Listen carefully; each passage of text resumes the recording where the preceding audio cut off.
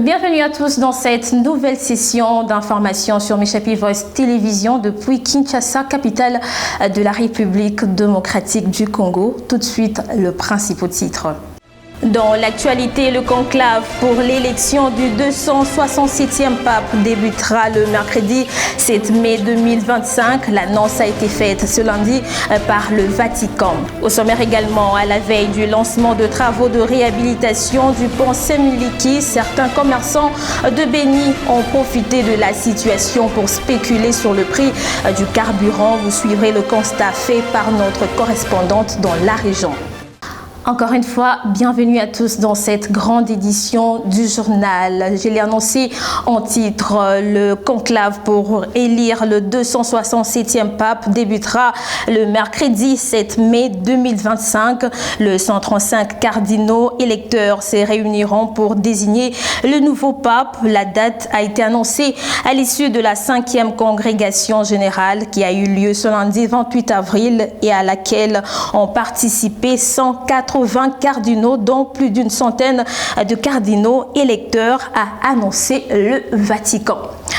Dans un autre chapitre, la deuxième session de la commission permanente mixte défense et sécurité RDC-Burundi se tient pendant 3 jours à Kinshasa. Le go a été donné le 27 avril 2025 par le vice-premier ministre, ministre de l'Intérieur, Jacquemain Chabani Luko, en présence de son homologue burundais Martin Niteretse. Plus de détails dans cet élément. Cette activité réunit les experts de ces deux pays dans l'objectif d'élaborer des stratégies visant à renforcer la coopération en matière de sécurité et à prévenir les infiltrations et à consolider la paix. Ces experts sont ainsi appelés à évaluer de façon spécifique des recommandations de la première session tenue à Bujumbura en mars 2023, mais également échanger sur la situation préoccupante qui prévaut le long de la frontière commune depuis l'agression de la RDC par le Rwanda. Dans son mot d'ouverture, Jacquemain Chabani Luko, vice-ministre congolais, a exhorté les experts de se mettre sans relâche au travail en vue d'évaluer sans complaisance la feuille de route arrêtée à Bujumbura, conformément à la volonté de deux chefs d'État, Félix Tshisekedi et Évariste Ndayishimiye. Il est donc plus qu'urgent que lors de cette session, l'équipe des deux experts produise une feuille de route plus réaliste en vue de son exécution sans faille, a-t-il déclaré. Il faut rappeler que lors de la première session, les deux pays avaient signé des accords de coopération en matière de sécurité et défense. Le vice-premier ministre, ministre de l'économie nationale, Daniel Mukoko Samba, a reçu demain de Macky Sall, l'ancien président sénégalais, son trophée d'honneur pour sa participation et sa contribution au forum Crans-Montana, tenu du 24 au 26 avril à Casablanca au Maroc. Lors de cette cérémonie, lors de cet événement international, plusieurs personnalités de haut niveau ont échangé sur des sujets majeurs liés au développement économique, à la coopération internationale et à la gouvernance. C'est un élément de Chancela Kambandi. Le vice-premier ministre et ministre de l'économie nationale, Daniel Mukoko Samba, a reçu un trophée d'honneur de main de Macky Sall, ancien président du Sénégal. Cette distinction récompense sa participation active et sa contribution remarquable au forum Crans-Montana qui se tient du 24 au 26 avril 2025 à Casablanca au Maroc. Lors de cet événement international, plusieurs personnalités du haut niveau échangent sur des sujets majeurs liés au développement économique, à la coopération internationale et à la gouvernance. La reconnaissance de Daniel Mukoko Samba souligne l'importance de son engagement et de ses interventions au sein du forum. En recevant ce trophée, le ministre remercie l'organisation du forum Crans-Montana et réaffirme son engagement à promouvoir le développement économique durable et la coopération régionale.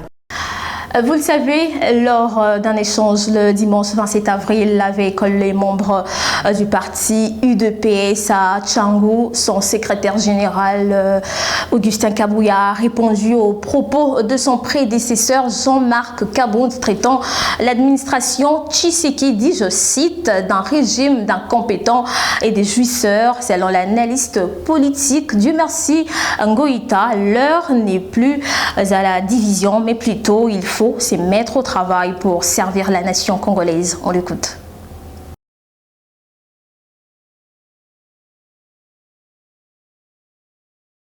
Les loups ne se mangent pas entre eux. Et puis dans les cas où s'il y a un problème, je demande à tous nos politiciens, les politiciens congolais, de changer nos mentalités et nos manières d'agir dans certaines situations. Jean-Marc Kabound aujourd'hui est connu grâce à l'IDPS. Et c'est à partir de l'IDPS qu'il s'est rebellé et il a créé son propre parti politique. Ça ne lui exclut pas de faire ses propos concernant la gestion de notre pays. Mais ce qui est vrai est qu'il puisse être aussi reconnaissant de tout ce que l'IDPS a eu à lui faire. Grâce à l'IDPS, aujourd'hui, on lui appelle un président d'un parti politique. L'IDPS a fait de lui un député national. L'IDPS a fait de lui un vice-président de l'Assemblée nationale. Et aujourd'hui, s'il veut, il a créé son propre parti politique. Et s'il veut se rebeller contre le pouvoir, soit pour la mégestion du pouvoir, c'est pas du tout à fait, c'est pas mauvais. Mais il faut voir et faire part des choses. Parce que j'avais suivi dans certaines vidéos qu'il disait qu'il appelle tous les exilés politiques de se retourner au pays. Quand on parle d'un exilé politique, ça veut dire quoi? Un exilé politique, c'est celui qui a quitté le pays de lui-même discrètement. Des fois, il avait un problème au niveau de la justice, soit il était à la recherche, soit par les agents de l'ANER, et il sait si que non, peut-être il est dans l'insécurité et il a fui de lui-même. On ne lui a pas exclu. Alors, s'il s'agit de que les exilés politiques puissent se retourner au pays, ce n'est pas un problème. C'est-à-dire de se retourner au pays. Nous devons nous mettre ensemble pour construire le pays. Alors, s'il est en train maintenant de taquiner, soit à propos de la mégestion de ces pays, mais lui aussi il fait membre.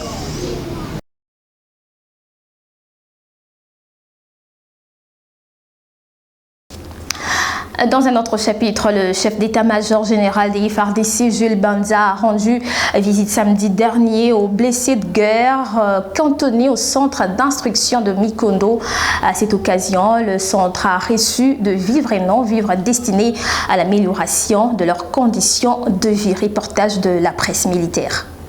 Les 1128 blessés de guerre cantonnés au centre d'instruction de Mikondo ont été à l'honneur le samedi 26 avril 2025. Ils ont été honorés par la visite du lieutenant-général Banza Milambo Gilles, chef d'état-major général des forces armées de la République démocratique du Congo. Soucié du bien-être de ces vaillants militaires qui ont accepté de se sacrifier pour la nation, le chef d'état-major général est allé palper du doigt les conditions de leur cantonnement. Et il y a quelques jours, sur instruction du président de la République, Félix Antoine Tshisekedi, d'importantes quantités de vivres ont été acheminés à Mikondo pour améliorer les menus quotidiens des blessés de guerre. Ces derniers devraient bénéficier de 3 repas par jour. Une fois sur place, le chef d'état-major général a fait un constat amer. En lieu et place des 3 repas, 2 repas seulement étaient servis aux bénéficiaires. Les vivres destinés au 3e repas ont été détournés par le colonel Lusona Roki, commandant du 6e bataillon blessé de guerre CI Mikondo. Immédiatement, le général Banza a ordonné son arrestation. Il sera déféré devant les juridictions compétentes pour répondre de son forfait. Et notre commandant blessé de guerre lui-même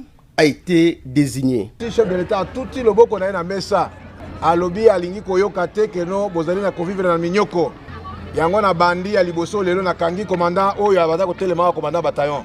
Pona nini? Bola combien de fois?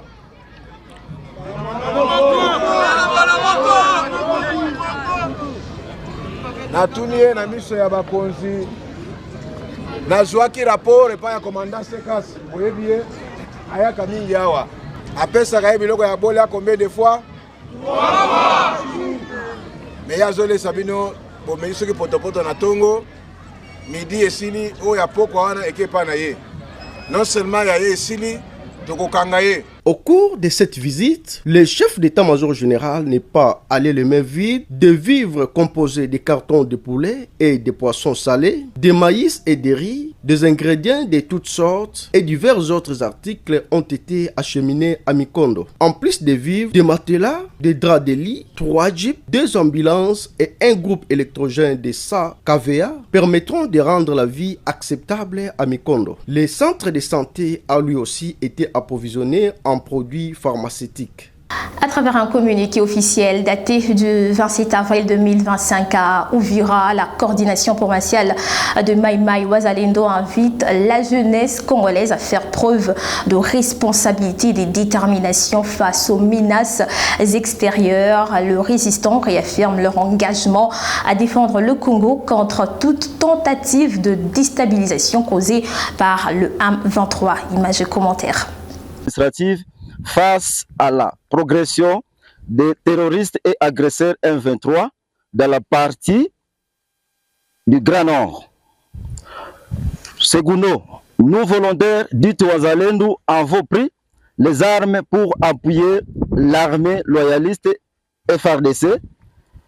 Dénonçons le comportement de certains officiers qui nous empêchent à attaquer les agresseurs rwandais qui sont sur notre terre. Pour rappel, les Wazalendo sont les volontaires résistants qui ont répondu sans condition à l'appel du chef de l'État et son Excellence Félix Antoine Tshisekedi Tshilombo, commandant suprême des forces armées de la République démocratique du Congo, de la police nationale congolaise et de Wazalendo, à faire face aux aventures des agresseurs rwandais. Comment expliquer pendant que l'ennemi M23 RDF est encore sur notre sol qu'on veut nous désorienter pour d'autres faits?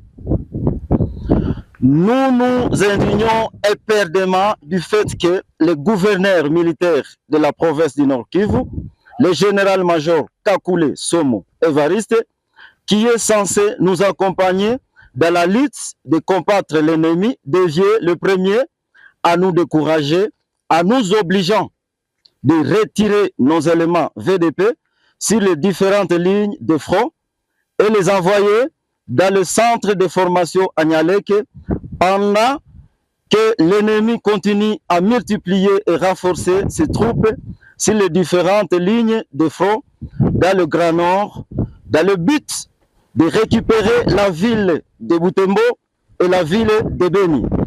Puis dans le reste de l'actualité, le président de l'Assemblée provinciale de Kinshasa, Lévi Mbouta, a rendu visite à la famille qui a perdu récemment 5 enfants de suite d'un empoisonnement dans la commune de Kimbanteke, une famille qui traverse une période très difficile. Franck Bouko nous relate le fait.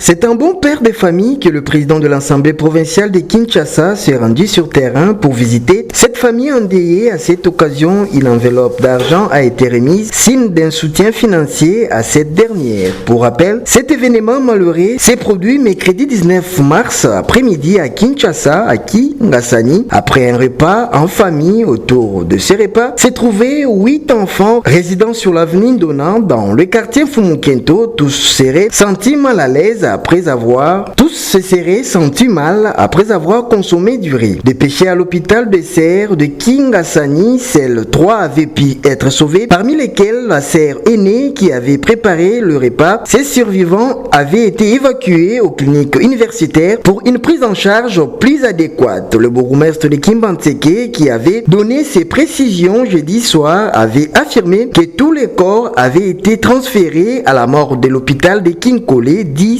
CNPP.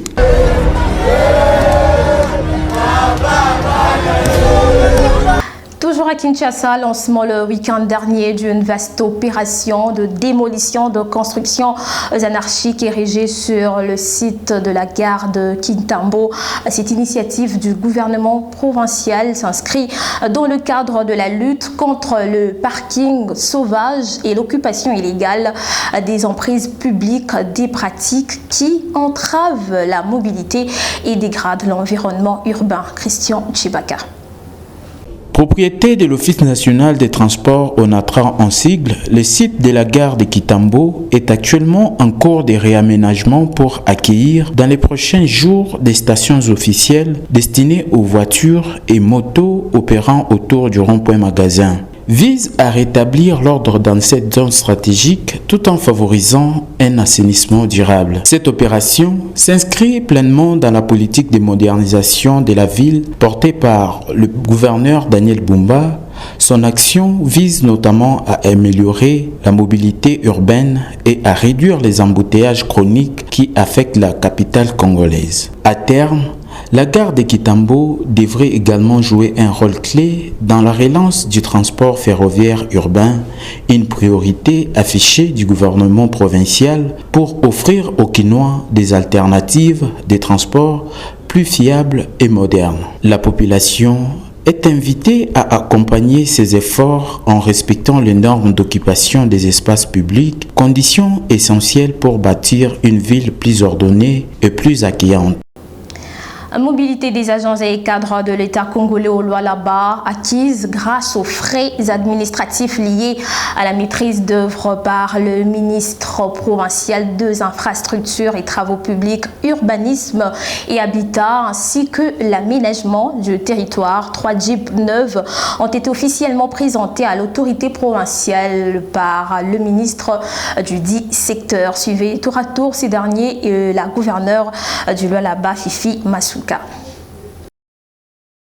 Ici, le premier lot de ces 3 véhicules, c'est Jeep Hilux, issus de la gestion orthodoxe telle que dictée par votre autorité, des frais de maîtrise d'œuvre. Donc ceci n'est que le premier lot et nous sommes en train de travailler sous vos instructions afin de rendre notre travail paisible. Avec ceci, Excellence, désormais nos conseillers et nos experts ou chargés d'études auront du pain sur la planche pour des descentes sur terrain tous les jours afin de répondre à vos attentes, Excellence. Le ministère a toujours existé. Jamais on a vu les taxes ramener quelque chose à la province. Les taxes que vous avez instituées, que nos arrêtés ont mis en place, rapportent et ça peut servir soit aux moyens de transport par rapport à vos attributions, soit même à construire des bureaux. Nous ne pouvons que vous encourager à aller dans ce sens d'accroître les recettes de la province. Ainsi, avec ces recettes, nous pouvons aussi arriver à pallier aux besoins de vos ministères. Essayez d'utiliser ça en bon père de famille, que ceux qui seront au service puissent nous rapporter le travail attendu. Une délégation composée de l'Agence congolaise de grands travaux et de l'entreprise chinoise SISC est au Kasaï oriental pour une mission d'identification et d'analyse de contraintes à l'avancement de travaux des 2 premiers lots de la route nationale numéro 1 sur les sections Mbujimayi, Mweneditu et Mweneditu, Kanyama, Kassisi. Suivez le compte rendu avec l'un des membres de la délégation. Par rapport déjà au niveau de l'urgence qui s'était posée sur le tronçon Mweneditu-Kanyama au PK21, on avait écrit à l'entreprise pour évaluer la situation et nous proposer des solutions. L'entreprise SISC a souhaité qu'on les accompagne pour évaluer la situation et inspecter ces travaux-là. On en a profité également pour inspecter les travaux des 2 lots, le lot 1, Mbujimayi Mweneditu et Mweneditu-Kanyama. Pendant le parcours, il y a eu quelques difficultés que les missions qui sont sur terrain, la mission de contrôle BK, la mission de contrôle du lot 2 Delta et notre propre mission de surveillance de la CGT. Et il fallait inspecter toutes ces difficultés-là et trouver ensemble, conjointement avec les différentes parties prenantes, les solutions à y apporter. Nous pouvons rassurer à la population du Kasaï oriental et aussi de la province de Lomami que la CGT, avec toutes les parties prenantes au projet, que nous avons l'Office de route, la mission de contrôle BK et aussi nos partenaires de CISC qui travaillent avec nous dans le cadre du programme Sino-Congolais, que cette route sera livrée dans les meilleurs délais. Et nous aurons aussi une route de qualité qui va pouvoir permettre à ce que la population puisse se mouvoir facilement. Et pour terminer, je l'ai annoncé en titre à la veille du lancement de travaux de réhabilitation du pont Semuliki. Certains commerçants de Béni ont profité de la situation pour spéculer sur le prix du carburant. Dès les premières heures de ce lundi 28 avril, de conducteurs de taxi-moto ont dénoncé cette flambée devant les caméras de Daniel Ingouzi. Constat de Marie-Noël Kabouya et Daniel Ingouzi. Wanatuambia kilalo kinakatika, tunakosa kama iko kweli kwa wale kopongo orke sasa kunapita inafika hapa na master kuna esasa. Sasa wameanza tuambia 8000 francs a litre. Ilikuwa 3700 francs. Inaomba bakubwa batusaidie babaambie kwanza. Bo karibira kupanda, kila mtu ashapigania ile sasa iko nayo kidogo aweke. Bo leo hapa kwenye niko kwa station hii nauza kwa 7000. Me kwa station ya Kabambi hapa ni 5000 kwa. Bo liwali iko mboni ide nyiko nafaa ile ya kutengeneza kilalo sebo. Ile kakata kilalo kama itakuwa in semaine des semaines bila kutia baki atakuwa anatotesa zaidi. Atie pale hata hivi vitu yenyewe itakuwa tupitisha paske mtu anaweza kuenda kakaribira anatoka Kasindi fimo anavukishia Beni. Ili itatusaidia zaidi. Me asiseme anakata kilalo tukosi hata kwa kupita pale atakuwa anatesa maisha yetu ya bakaaji ya Beni. Vraiment service économie na gouverneur iko sur place atusaidie pourvu que tuangalie kama karibire narudia mubei normal ikuwe stable. Waangalie hali yenye tuko hapa tunateseka sana. Kama iko kutengeneza bateziletia mamwae disponible ya kuvukisha karibira juu karibira ikuwe mubei ya normale. Tulikuwa na tunauza mbele mu 3200 francs, 3500 francs au mwe pale njoo kwenye ilikuwa nishafikia.